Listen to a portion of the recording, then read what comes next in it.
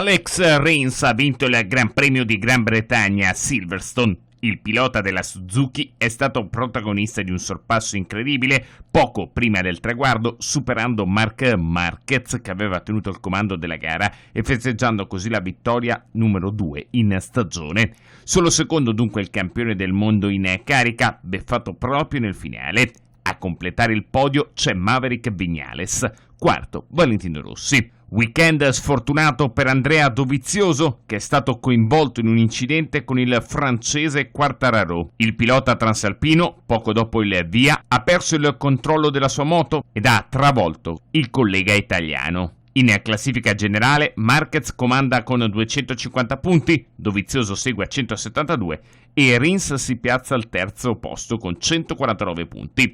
Prossimo appuntamento il 15 settembre a Misano.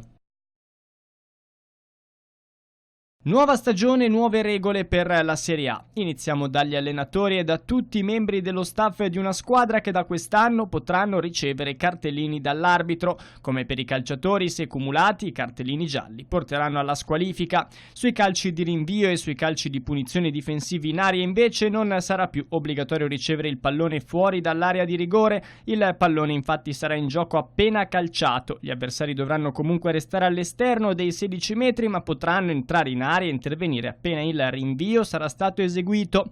Un capitolo è poi da dedicare al fallo di mano. Per provare a limitare l'interpretazione scompare la volontarietà come condizione necessaria per la punibilità di un tocco di mano o di braccio. È vietato il tocco col braccio che amplia l'ingombro del corpo in maniera innaturale, mentre nelle scivolate sarà lecito il tocco con il braccio in appoggio a terra, ma non quello con il braccio disteso lungo il terreno a scivolata conclusa. Un giocatore che tocca il pallone con le mani o con le braccia sopra l'altezza delle spalle verrà invece automaticamente punito. Anche sul fronte delle punizioni qualche novità c'è, come ad esempio il divieto per le barriere con 3 giocatori difendenti di ospitare anche calciatori della squadra che attacca.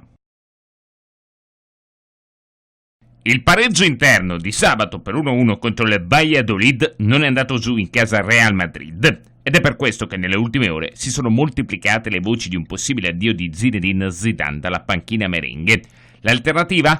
Una vecchia conoscenza dei Blancos, José Mourinho. Sebbene sia stato uno degli allenatori più richiesti durante l'estate, alla fine il portoghese ha deciso di non impegnarsi con nessuno. Il motivo è l'attesa di quanto può accadere a Madrid. E quanto sostiene il quotidiano spagnolo AS, secondo cui l'ex mister dell'Inter attende l'esonero di Zidane, reduce da una pre-season difficile e dal brutto pareggio per 1-1 al Santiago Bernabéu contro il Valladolid.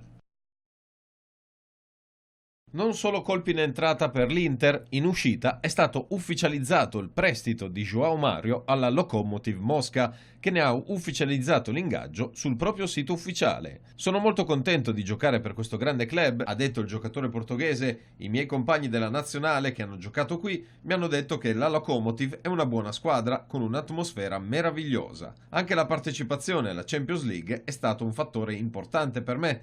Ho grande entusiasmo e sono pronto a entrare in campo già sabato. Soddisfatto dell'acquisto anche il direttore generale del club russo, Vasily Kiknadze. Abbiamo lavorato molto per farlo arrivare qui, ha detto. È un calciatore versatile, un ragazzo intelligente e una persona educata. Ci darà una grande mano.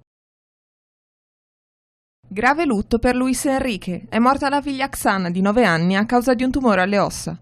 L'ex allenatore della Roma si era dimesso dal ruolo di tecnico della Spagna lo scorso 19 giugno per stare accanto alla famiglia e alle cure della piccola. Dopo 5 mesi di lotta, la bambina non ce l'ha fatta. La notizia è stata data dalla famiglia attraverso un comunicato. Nostra figlia Oksana è morta all'età di 9 anni dopo aver combattuto per 5 intensi mesi contro l'osteosarcoma. Ringraziamo tutti per l'affetto ricevuto durante questi mesi e apprezziamo la discrezione e la comprensione. Ringraziamo anche il personale degli ospedali San Joan de Déu e San Pau per la loro dedizione e cure, i medici, le infermiere e tutti i volontari. Un ringraziamento menzione speciale al gruppo di sacerdoti di San Joan de Déu.